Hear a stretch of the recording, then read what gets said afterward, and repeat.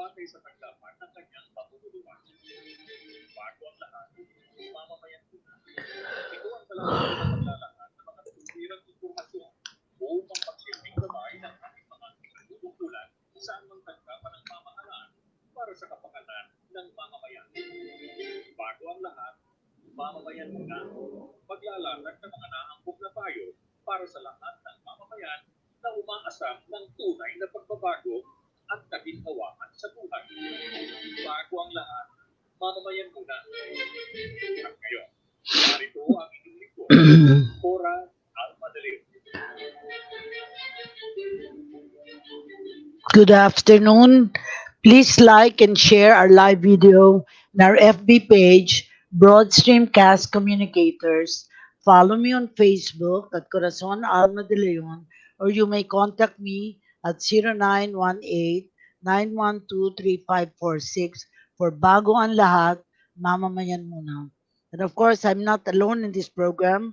Our co-host is Miss Sonia M. Rocco, and our guests, because this is Saturday, are really the celebrating the Girl Scouts Week celebration. And we have three guests here. I'll just mention their names. They will describe where they're from. Cadet GS Ciara Patria Pascual, Cadet Girl Scout Rovelyn V. Bermudez, and Cadet Girl Scout Roberta Dian Martin. Mamaya ipapaliwanag nila kung saan-saan sila, anong ginagawa nila, saan sila nanggaling. But meanwhile, welcome muna ng message from our co-host, Sonia M. Rojo. Ang ganda ng kanyang likod. Ah, ako hindi ako marunong ng ganyan, kaya sa akin, standard. Go ahead, Sonia. Painting ni Manny Valdemor ng Paete. Dumalaw kami sa kanyang studio, tapos kinunan ko ng picture. Yan, ang isa sa mga magaganda niyang paintings. Magandang hapon po sa lahat na nakikinig sa atin ngayon sa programang Bagong Lahat, Mamamayan Muna. Magandang hapon, Cora Alma De Leon. Magandang hapon sa lahat ng ating mga panauhin ngayong hapon na ito, si Cadet Roberta, Cadet Rovelyn, at si Cadet Ciara. Para sa inyo, yung dapat na opening line ko, yung prayer for the nation. Let us think about it. Lord, let me be the change I want to see. To do with strength and wisdom all that needs to be done and become the hope that I can be. Set me free from my fears and hesitations. Grant me the courage and humility. Fill me with spirit to face the challenge and start the change I long to see. Even if I'm not the light, I can be the spark in faith, service, and communion. Let us start the change we want to see, the change that begins in me. At kasama na dito yung aking ginawa for 34 years working in government, yung panunumpa sa Ottawa na aking uulitin. Ako ay Pilipino, buong katapatang nanunumpa sa watawat ng Pilipinas at sa bansang kanyang sinasagisag na may dangal, katarungan at kalayaan na pinakikilos ng sambayan ng makadiyos, makakalikasan, makatao at makabansa. At sisimulan na natin ang interview sa baling tatlong panauhin natin na magbibigay ng description paano sila napunta sa kanilang posisyon sa Girl Scout, at may mga tanong tayo sa kanila, how they started in Girl Scouting, yung kanilang inspiration to become member of the Girl Scouts, at saka what milestones they have reached in Girl Scouting. Sinunod-sunod ko na para wala nang chapter sa inyo. Simulan natin kay Ciara Patria G. Pascual, Girl Representative to the Central Board of Central Luzon Region. Go ahead, Ciara. Ikwento mo paano ka nag-start sa Girl Scouting, ano inspiration mo, tsaka milestones mo. Go ahead, Ciara. Hello, titas and girls. So, hello po, Tita Alma Tita Sonia. I am Cadet Girl Scout Charapati G. Pascual. I am from the Cabanatuan City Girl Scout Council of the Central Luzon region and currently the girl representative of Central Luzon and the project lead of our Girl Scout Week 2022. I have been a Girl Scout po since I was in elementary, and ever since then, I continuously attend various encampments and seminar workshops and the movement. As for me po, my inspiration to become a part of the Girl Scouts of the Philippines because this movement is the pioneer of molding young girls into empowered women, being the largest movement organization for the girls. It upholds the values of law, contemporary issues that the girls are facing, female health, violence against women and girls, body confidence, and health and nutrition. For my milestones naman po, I believe that the greatest milestones I ever reached in the Girl Scouts of the Philippines is achieving the Chief Girl Scout Medal Scheme, a program po where the girls can help their community in the field of ecology, health, livelihood, and cultural heritage po. And as for me po, I created a medicinal herbal garden for my community, and it is free po for all of my community members. So I had the opportunity po to serve my fellow community members, and I believe that's the greatest achievement I can do for my community po. That's all. Thank you, guys. Oo. Thank you very much, no, Ciara. We will now hear from Rovelyn Bermudez, Deputy Creative Lead, Baguio City Council, Northern Luzon Region. Taga Baguio ka pala, kaya siguro Yes po. Bermudez ang apelyido mo.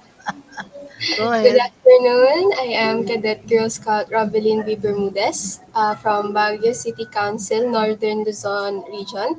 And I am this year's Girl Scout Week 2022 Deputy Creative Lead.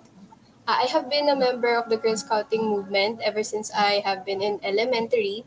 Also, I decided to keep going because I wanted to specialize in something unique within my family line. I wanted to excel in the field of public service. Now I am currently the outgoing chairperson of the Senior Cadet Planning Board 2021 to 2022 of GSP Baguio. I am also currently a member of CARES, Cordillera Amateur Radio Emergency Services, and I am currently teaching Girl Scouts at the same time on how to use radio and how to respond during disasters and emergencies. I am confident to say that I was able to help countless girls from my community have a great experience in Girl Scouting and help prepare themselves for the future. And to me, I believe that is my greatest Girl Scouting milestone. Wow! Sonia, pwedeng maging DSWD secretary ito, no? Oo, So talaga. let us hear from Roberta Dean Martin. Hello Editor po. naman ito ng Yes Mandaluyong po. Council. Go ahead, Roberta. Hi, hello po to all our viewers and listeners. Tita Alma and Tita Sonia. A pleasant afternoon po sa lahat. I am Cadet Girl Scout Roberta Dian Martin po, but I prefer to be called Kai of Mandaluyong City Council, Central Luzon Region, and I am currently a grade 11 accounting business and management student po of Rizal University. And I've been a Girl Scout po for 12 years now, and since when I was in kindergarten po or in Twinkler Girl Scout perhaps because my mom po is a senior troop leader back then and she made sure po na I will register in this movement. In addition po, she always brings me to different events po and gatherings of the batch of the senior Girl Scouts way back, just like the launching po of the Chief Girl Scout project of a high school student back then where I was part po of the participants. And so I was very jolly po and a curious girl, and it left me wondering what is this thing all about. And so I became active in the movement and accepted all the opportunities that come in my table. And fast forward po, when I was in 7th grade, I worked for the Chief Girl Scout project, and eventually from a participant po of this project, I was awarded as the National Chief Girl Scout medalist in 2019 and the youngest medalist in the history of our council, where I conducted a health project po or a feeding program every Saturday for a year, which aims to combat nutritional issues in our community po, such as hidden hunger and malnutrition problems of the youth. With the love of the advocacy, I was able to be one of the National Girl Power Nutrition Advocacy Champion of the Philippines, representing Central Luzon region. And indeed, there is no greater milestone than seeing the progress in how the nutritional status of the community improved just because of my simple initiative that made a huge difference. And it is not just a milestone for myself alone, it is a milestone of all. Yun po. Thank you. Sonia, your take. Sapagkat ang summary nila talagang isipin ko nga kagalang-galang na sila sa mga How naikwento impressive, nila. how Go ahead, impressive. Sonia. Anong tanong mo? I will say how impressive and inspiring uh, Mm. their introduction of themselves because ang batang-bata pa, meron na silang ginagawang magaganda para sa bayan. For their community, no? Like the herbal garden ba yung isa, natinig ko, ano pa yung isa, feeding program. So these are all very, very uh, worthwhile endeavors, especially in community building.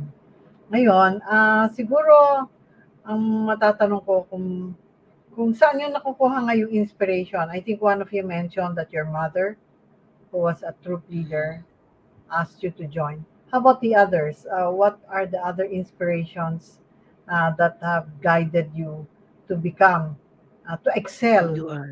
Yeah. in being a Girl Scout? Can we start with you, Rovelyn? Hi, what I believe that made me continue excelling in Girl Scouting is because uh, helping people and helping my community gives me that satisfaction that I'm doing something not just for myself but for everyone else around me.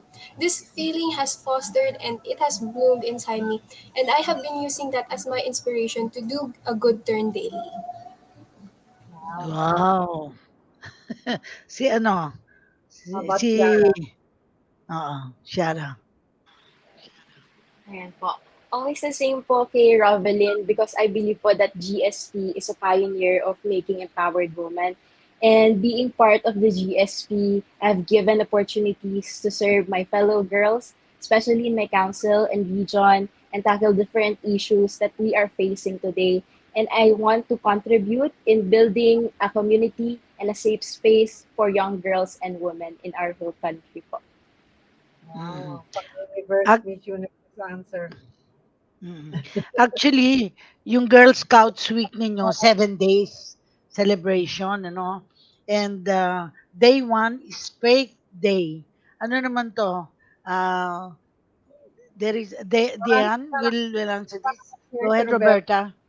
Go Yeah. Hello ahead. po. So, for our Faith Day po, to start off the GS week, we have our Faith Day, where we aim to continue living with hope and grounded by faith, for them to be reminded to always live for the hope of it all, where we will relate the girls' religion or faith and how it does help in Girl Scouting activities. Wow. Troop Leaders Day naman, si Rovilyn.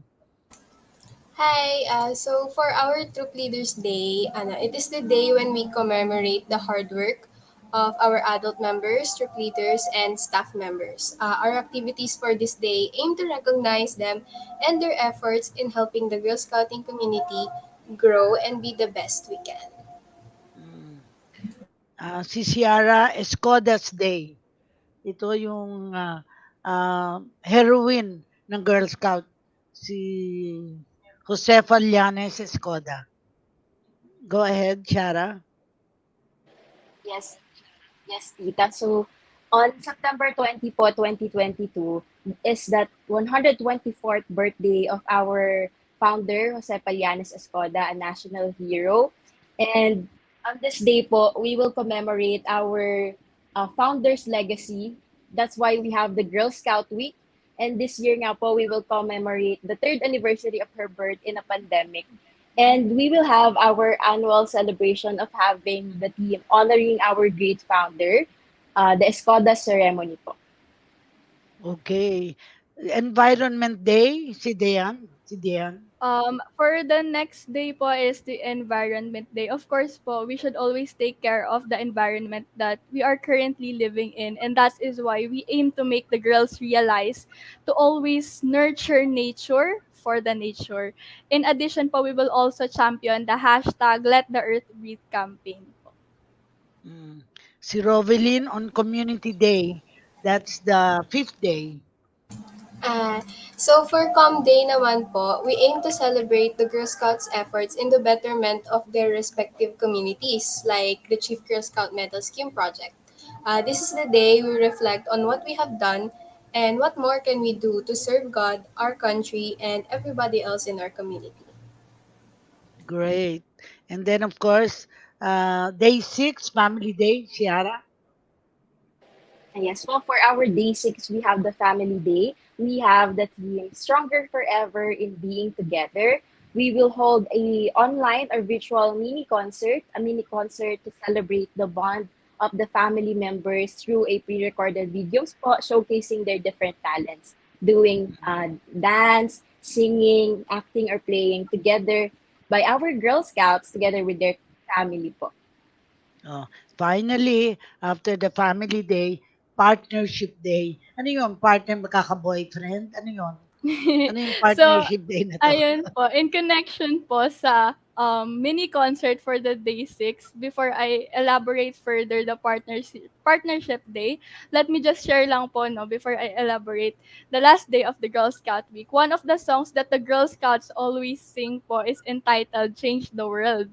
So Yeah. the last day po is our partnership day, where we aim to rekindle the flames and create a partnership or a collaboration between agencies po to be united and help each other to change the world po. Wow. Oh, Sonya, ang wow. dami nang nag-light. Ang dami nang Oh, nag-light. Kita mo ba? oo, ang dami na eh. Talagang ano eh, Oo. pagka Girl Scout Day natin, ang daming nakikinig, ang Oo nga daming eh. Parang na kulang ang time eh. Sige, basahin mo na. si Mas accessible Maria sa iyo. Martina Arcangel Ramos. Good afternoon po, watching from Magsaysay Elementary School, SDO Laguna, Siniloan District. Maria Teresa RD, Radi. Good afternoon to everyone from Mandaluyong. I think that's your council, Roberta. And then Annabelle Gutierrez Juliana. Good afternoon po, watching from SDO Bulacan, Bustos Elementary School. Edlin Nadia, good afternoon po. I know her. She comes from Santa Cruz, Laguna. Aldave Arcilia, Aldave Arcilia. So proud of you, Roberta, Diane Martin. Wow. Agnes Samaniego Dakina. Go, GS Cadet Roberta, Diane Martin. Maria Teresa RD, congrats, Cadet Kai.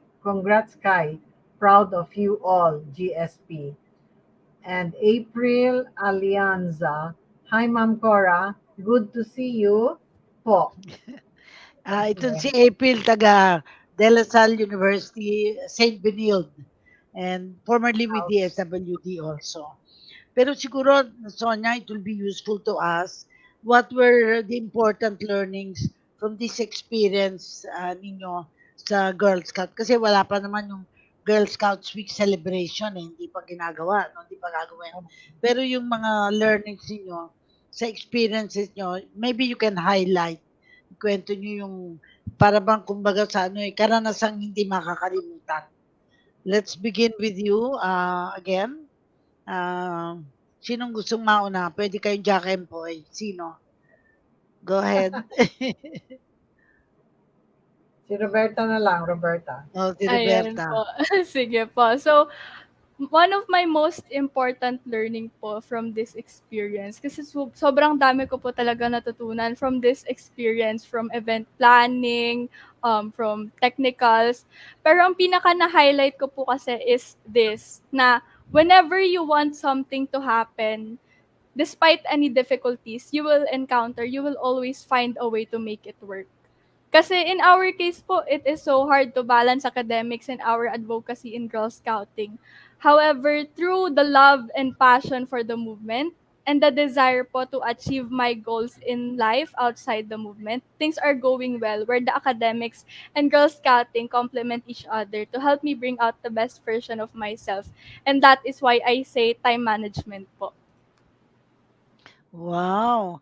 Parang dapat mag-aral ako sa'yo dahil, time management na nagiging problema na sa mga seniors, 'no? Pero Yeah. pagpatuloy natin ano, sundan natin kay Rovelyn. Ano sa'yo yung important learning from your experience sa Girl Scouts? I'm sure marami, pero pinpoint one. Yes po. Super rami ko po talaga natutunan through the Girl Scouting movement, especially nung nag-high school po ako. Pero to me, ang pinakatatatak po talaga sa akin is um, no one can really plan a life-changing event alone. I was never used to working in teams, but the current Girl Scouting Week team is amazing. I love them. I enjoy brainstorming with them, even if it's super late na, and they're super fun to be with. Therefore, out of everything, I am finally convinced that even if you perform better alone, the majority of your life, maybe, a life changing event can never be achieved alone. You will always need a team. Wow! Parang Wow. kahanga-hanga talaga kung magsalita ito. Parang Oo. baka future secretary of DSWD. Anyway, si Cadet Shara naman, tanungin natin sa kanya, ano yung important learning mo from your experience, of course, overall with the Girl Scouts? Go ahead, Shara. For me po, tita, the most important learning na natutunan ko here in the Girl Scout po is, of course, being a woman for others. Here in the Girl Scout po, we are a community. We have our fellow Girl Scouts from the six different regions in the country with 96 councils. I learned the essence of leadership, not just and not just earning for an award, but for serving our fellow community po. Even in our council, community, region, and up to the national level. Based on their sharing, Sonia, ano pa yung gusto mong malaman sa kanila? First, I would like to commend, to praise them. Uh, at so young an age, they already sound so wise. Di ba? Yeah. Na alam nila kung ano yung mga learnings nila. Their learnings are really very impressive. Di ba? But you cannot work alone. You have to work as a team. Some people learn that late in life or not at all. Di ba? Oh, when they're already working. Yeah. And then the other one, what did Chiara say? That what did she learn? What did she say she learned? Uh, Working in community, di ba? Working with others, being a woman for others. I heard her say that. So again, there is that sense of service for others. Alam mo, maraming tao sa mundo walang inisip kundi sarili lang. Pero Yeah. kayo, bata-bata pa kayo, nandiyan na kayo sa ah, landas na tama. And sa ganon, the leadership aspect, di ba? You are now leaders worth following because you are the example, no, leading by example, by what you do, what you say, and these are all part of effective leadership. And of course, Roberta, nagsalita na ba si Roberta? Oh, Mm-mm. yeah. Oh, what did you say, Roberta? Was your biggest learning? Teka muna. Time management po. Yes, yeah. Imagine Ah, able to ah, manage time well. Imagine what how productive a citizen you can be because you're not wasting your time, neither the time of others. So those are all great learnings. And so maybe now I would like to ask na uh, when do you think of yourself when you are thinking of others and serving others? I also still believe that a good leader and a good empowered woman must find time for themselves. So When do you do it? When do you do this? Let's start with you, Rovlin. Um, for me, that's a rather difficult question for me to answer. Pero for me, I believe that I also think of myself whenever I'm working. Um, there's sometimes when I just get carried away whenever I'm serving. Some random thought will cross my mind like, hey, maybe I should help myself this much as well. And then once I get that actual free time to do things for myself, and I do things for myself. I continue on my hobby. I read. I do everything I can to like relieve myself of stress. So I would say that the best time for me to think of myself is whenever I'm helping others, because then I will realize that, hey, you also deserve to be helped like that. Mm. Wow, nice, nice. Yeah, how about you, Kiara?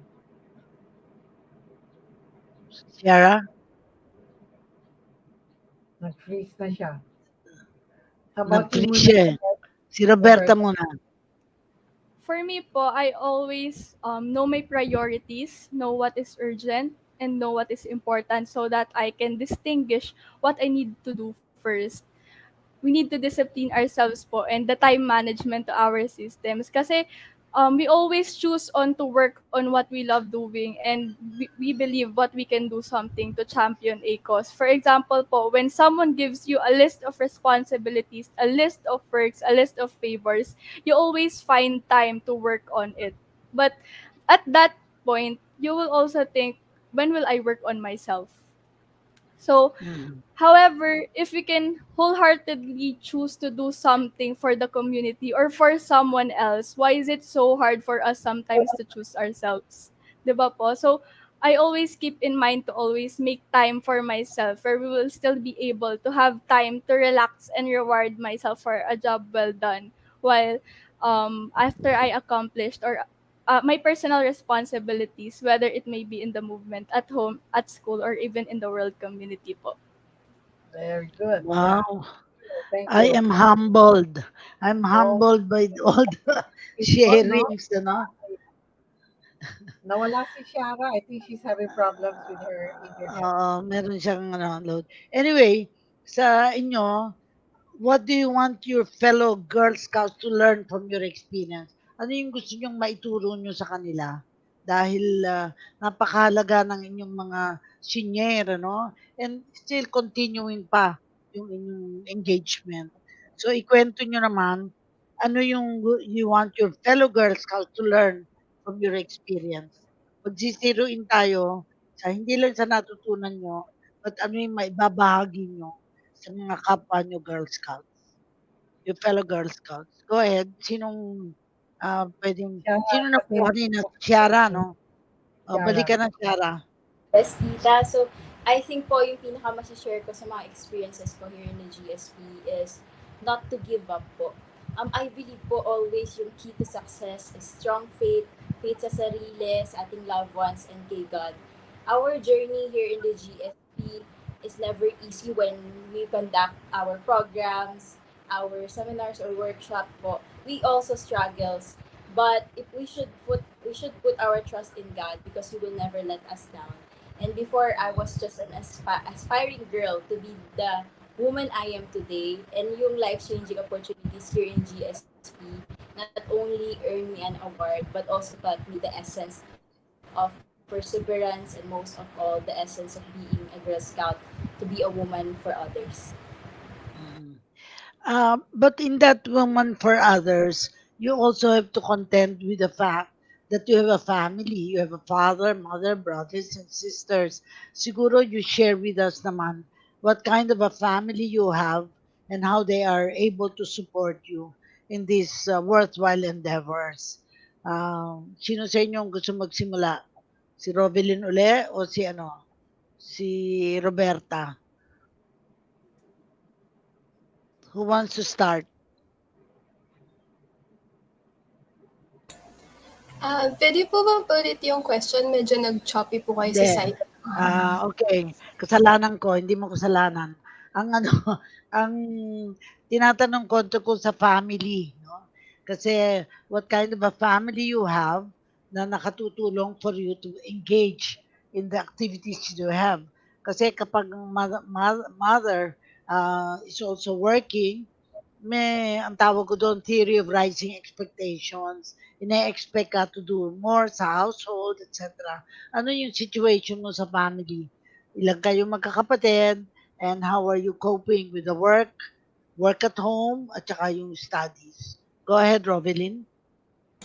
And so, my family is pretty supportive naman po kasi they believe na the key to peaceful life is of course makisama ng magkaroon ng magandang friendship with your neighbors, with the people around you. So, in terms of ano naman po, in terms of other responsibilities outside of the movement, nagkaka-coordination naman po kami ng cousins ko and everyone else here at home. If there are things that need to be done or like there are chores na hindi ko po magagawa, I can strike a deal with them na like, pwedeng magpalit tayo ng this day and then I will do this favor for you. Parang ganun naman po. Pero all in all, I have not received a banter naman po about my passion for Girl Scouting. So, na-understand nila na mahilig ka sa girl scouting Yes at po. at wala ka pang boy scouting. Wala Wala pa. Wala pa. Okay. Si Roberta. For my family naman po, we are three po. I'm the youngest po from my other two siblings. So yung age gap po namin from my sister and I is 14 years po. So super laki po talaga ng age gap, and I am the only one who joined the scouting community po. Um, I am the youngest po, pero I have a younger sibling because she is a dog po, and I believe that sorry po. Go ahead. I believe na yung dog po namin, isa po siya sa mga naging inspiration ko po to pursue Girl Scouting po. And my family po is my grassroots of success, na sila po talaga yung all-out support whenever I need something. And hindi lang po sa Girl Scouting po, pati na rin po sa academics, because they never pressured me to be the best, but they told me to excel in my academics po and Girl Scouting without the pressure po. Ako lang po yung nagpo-pressure sa sarili ko, pero they always assure me na they will always be proud whatever I do in life po. Wow! May kasama pang starring yung dog, ano? That means you love animals, no? Ah, mahalaga na you're able to also see yourself in the context of your environment. We'll ask naman Ciara. Go ahead, Ciara. Ang tanong para may repeat is ano yung karanasan mo sa family mo that gave you opportunities to be active in the Girl Scouts? Kasi merong iba na strict, merong iba na open. Ano sa yung describe your family in relation to your activities with the Girl Scouts?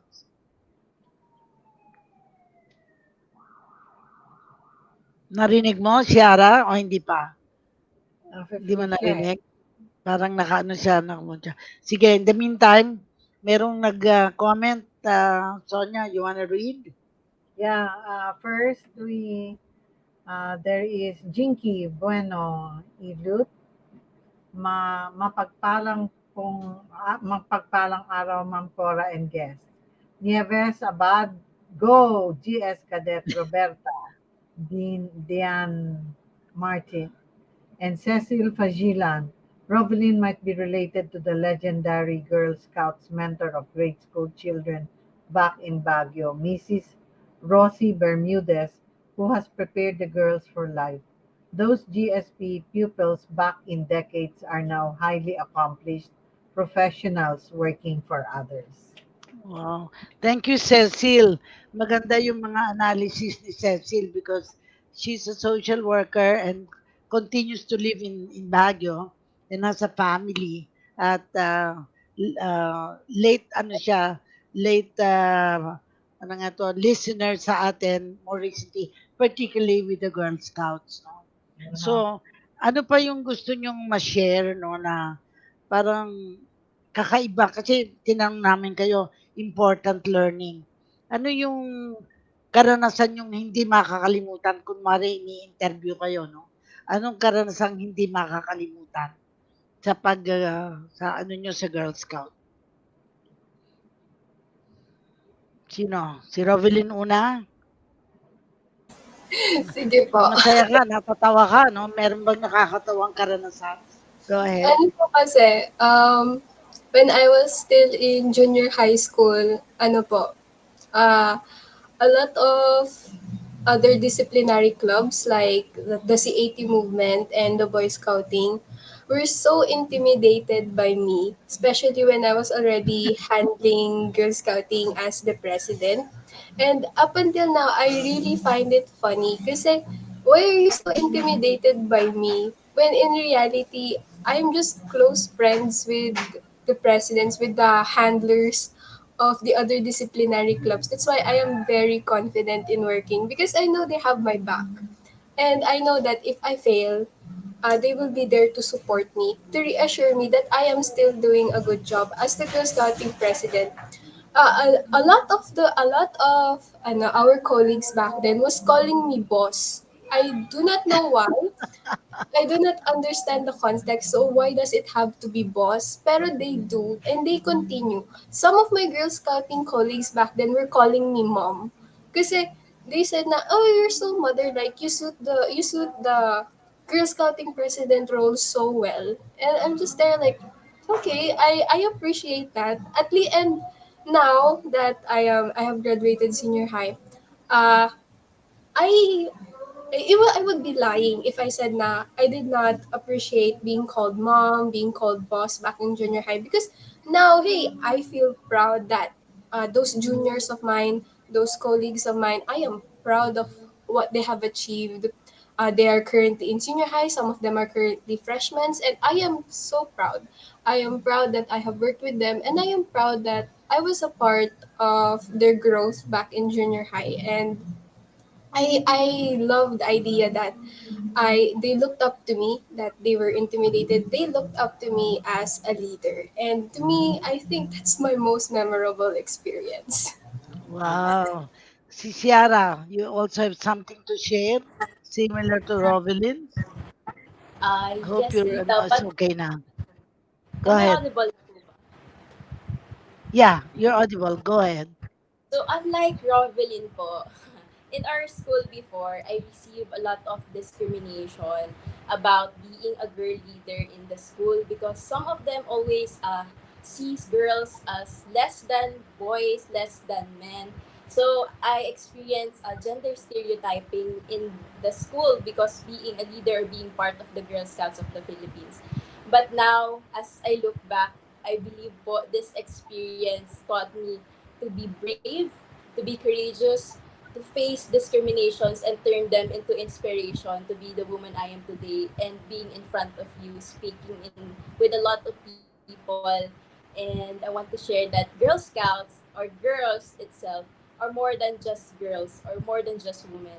We are women, we have also our own capabilities, strengths, and hindi lang po tayo babae lang, babae po tayo. Wow, such maturity. Oo nga, nakaka-impress. Oo nga eh. Parang tongue-tied na tayo dito kung ganito yung mga the new women of the future. Talagang eventually may woman president na uli tayo. Si Roberta, yung sharing mo. I definitely agree po kay Cadet Girl Scout Shara kasi way back in grade 4 or grade 5 or way back in elementary, the Boy Scout camping and Girl Scout camping po are always are in collaboration po. So the Girl Scouts and the Boy Scouts always shout at each other like the Boy Scouts always bullies girls, girls always bullies boys. But looking back po, parang I always say to myself na we should never stereotype each other kasi boys has its own purpose, girls has its own purpose. And I find it funny po kasi parang at the end of the day, tayo-tayo lang din naman magtutulungan and we have no, we have no other than ourselves po. So, ayun, in addition din po when I was in grade 7, in connection na rin po sa time management skill ko, when I was in grade 7, in 12 years old ata ako noon or 13 years old when I was working with the Chief Girl Scout Medal Scheme Project, my troop leader consulted me about my logbook po. And so I cried kasi I thought na deadline na, yun pala yung deadline was like 3 months long pa. So, ayun, kinonsult lang pala niya ako about the logbook. I crammed the whole logbook knowing na yung deadline pa is in the next 3 months lang. So, yun po. So, yun po yung isa sa pinaka-funny experience ko with GSP. More than the usual, no? Oh, Sonia, marami na namang nag-like. Oo nga eh, sandali ah. Oh, Merong mga ba dito eh, galing kay after Cecil. Mabel Roa. Yeah. Ay, yung mga iba nagsabi, wow. Tapos, congratulations, Cadet Ciara. So proud of you. Congratulations, my Lodi, aking showy. Ano? Shorty? Ciara, proud of you. Joey yata. Jonna Lorraine Gonzalez, and Agnes Amaniego Daquina.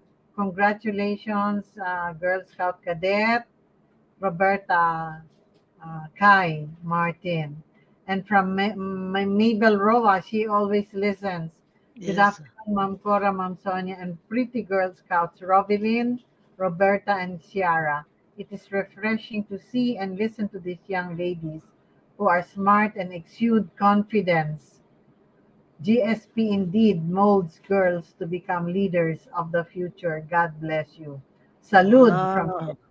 Cha. Amazing to our cadets. Nieves Abad and April Ramsey. Congrats po. Galing. Mm.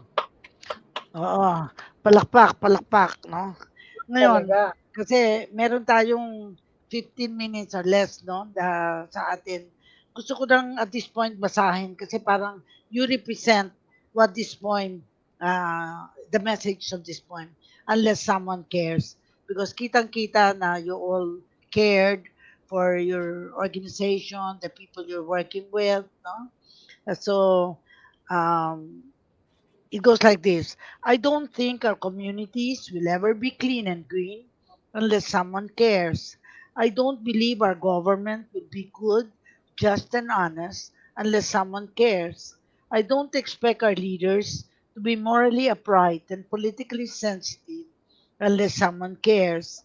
I don't expect a better life for our poor and oppressed people unless someone cares. I don't have the faith that we face a brighter future unless someone cares.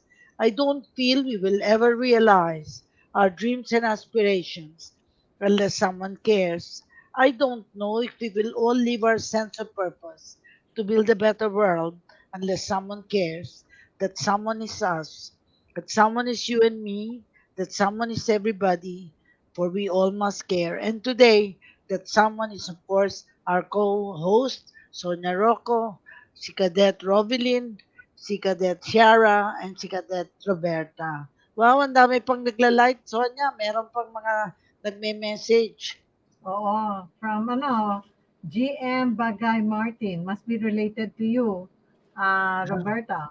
Girl Scouts will always be Girl Scouts. Roberta Dion Martin from ES to JSS, now in senior high school.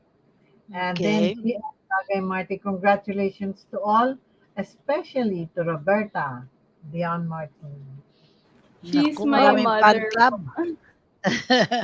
So siguro this is the time that we want the listeners to become Girl Scouts, yung invitation nyo, no, sa kanila. You invite them na why it's good to be Girl Scouts at saka ano yung paano sila makaka-connect sa inyo. Maybe you can begin with si Shara bago matanggalan yung ang inyong audio. Ikaw na muna. You invite listeners to become Girl Scouts. Sige, how? How do you want to do that? Go Yes, ahead. to end po, if to our all viewers, if you're looking for a place where you can grow and achieve your fullest potential, GSP is the best place for you. Given its 82 years of legacy in the movement, it has molded thousands of empowered women. Let your daughters, sisters, friends be one of us. Register now in your nearest council in your area. We have 96 councils available in the six Girl Scouting regions from the northern Luzon up to western Mindanao region. Join us and register in our Girl Scout Week celebration. Registration starts on September 12. See you there. Sabi nga po sa programa, bago ang lahat, bayan muna. Same with the Girl Scouts of the Philippines. We here, the Girl Scouts, lagi-lagi po para sa bayan at kababaihan. Mm. From P, we go to M. Roberta Dian Martin. Ikaw naman ang Hello, mag-message to hello invite. po. So, ayun, what are you waiting for, girls? Get to know Nak, more about the Girl Scouting movement via the Girl Scouts of the Philippines website at www.girlscouts.org.ph.